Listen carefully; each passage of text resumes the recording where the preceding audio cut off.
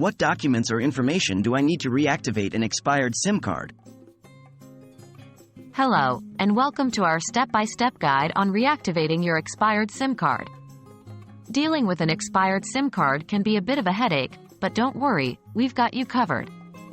Today, we'll walk you through everything you need to know about the documents and information required for reactivating your expired SIM card. Why does a SIM card expire? Before we dive into the nitty-gritty, it's important to understand why a SIM card might expire. SIM cards typically become inactive or expire after a long period of non-use. This period varies among different service providers, but it generally happens after 3 to 12 months of inactivity. Once your SIM card has expired, you'll need to reactivate it to continue using your mobile number and associated services. What do I need to reactivate my expired SIM card?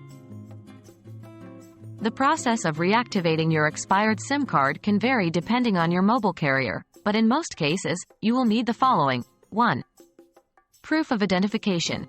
This can be a government-issued ID such as a driver's license or passport. Your mobile carrier needs to verify your identity before reactivating your SIM card. 2. SIM card details.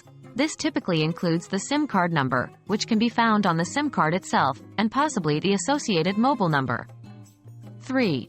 Account details. Depending on your service provider, you might also need your account number or details about the account holder, which could be you or the person who set up the account if you're on a shared plan.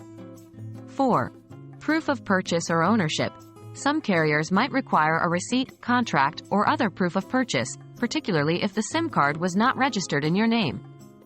Remember to contact your service provider for the most accurate information, as requirements may vary. How do I reactivate my expired SIM card?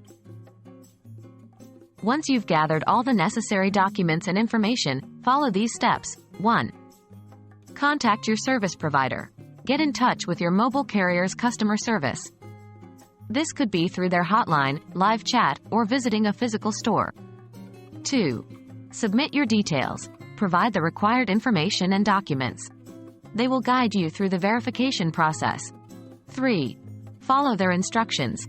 After verification, they'll provide instructions on the reactivation process. This could involve waiting for a period of time, restarting your phone, or other specific steps. 4. Confirm reactivation. Make sure to confirm that your SIM has been reactivated.